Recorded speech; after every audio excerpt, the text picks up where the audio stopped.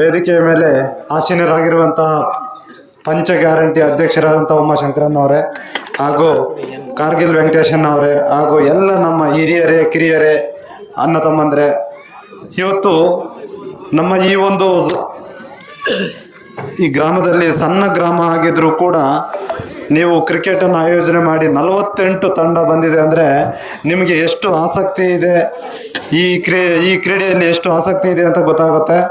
ಮುಂದಿನ ದಿನದಲ್ಲಿ ನಿಮ್ಮಂಥ ಯುವಕರು ಎಲ್ಲ ಕೂಡ ರಾಜ್ಯ ಮಟ್ಟದಲ್ಲಿ, ತಾಲೂಕು ಮಟ್ಟದಲ್ಲಿ, ಜಿಲ್ಲಾ ಮಟ್ಟದಲ್ಲಿ, ಅಂತಾರಾಷ್ಟ್ರೀಯ ಮಟ್ಟದಲ್ಲಿ ಹೋಗ್ಬೇಕಂದ್ರೆ ನಿಮ್ಮಲ್ಲಿ ಒಂದು ಡೆಡಿಕೇಶನ್ ಇರಬೇಕು, ಆಟದಲ್ಲಿ ಆಸಕ್ತಿ ಇರಬೇಕು. ಆಸಕ್ತಿ ಇದ್ದರೆ ಸಾಕಾಗಲ್ಲ, ಅದರ ನಿರಂತರ ಪ್ರಯತ್ನ ಇರಬೇಕು. ಇಲ್ಲೇ ಒಂದು ನಮ್ಮ ವಿಲೇಜು ಜೀವಡ್ಡಲ್ಲಿ ಪಕ್ಕದಲ್ಲಿ ಗುಡುಪಲ್ಲಿ ಅಂತ ಒಬ್ಬ ಲಕ್ಷ್ಮೀನಾರಾಯಣ ಅಂತ ಇದ್ದಾರೆ. ಅವರು ಅಂತಾರಾಷ್ಟ್ರೀಯ ವಾಲಿಬಾಲ್ ತಂಡದಲ್ಲಿ ಆಟ ಆಡಿದ್ದಾರೆ.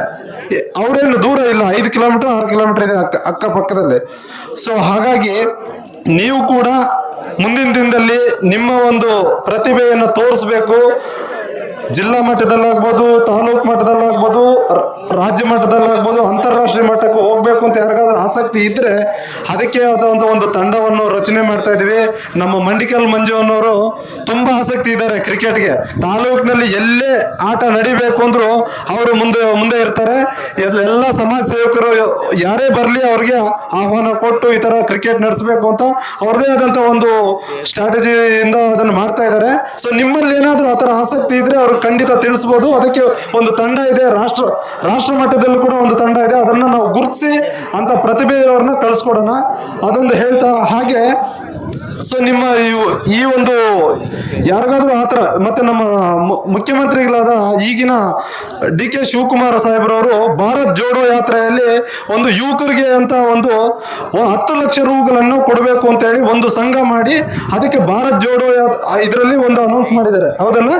ಸೊ ಆ ಇದರಲ್ಲಿ ನಿಮ್ಮ ಪಂಚಾಯತಿ ವೈಸ್, ಪ್ರತಿ ಪಂಚಾಯತಿ ವೈಸ್, ಈಗೇನು ನಮ್ಮ 30 ಪಂಚಾಯತಿ ಅಲ್ವಾ, 30 ಪಂಚಾಯತಿಗಳಿಗೆ ನಾವು ಮಿನಿಮಮ್ 10 ಲಕ್ಷ, ಒಂದು ಪಂಚಾಯತಿಗೆ 10 ಲಕ್ಷವನ್ನು ಪಡಿಬಹುದು. ಅದು ನಮ್ಮ ಸರ್ಕಾರದಲ್ಲಿ ಅದನ್ನು ಶೇಖರಣೆ ಮಾಡಲಾಗಿದೆ.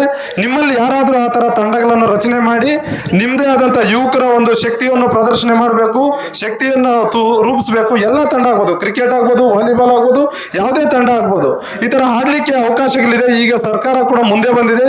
ನಮ್ಮ ಮುಖ್ಯಮಂತ್ರಿಗಳು ಈಗಾಗಲೇ ಹೇಳಿದ್ದಾರೆ, ಯುವಕರಿಗೆ ಹೆಚ್ಚಿನ ರೀತಿಯಲ್ಲಿ ಪ್ರೋತ್ಸಾಹ ಕೊಡಬೇಕು.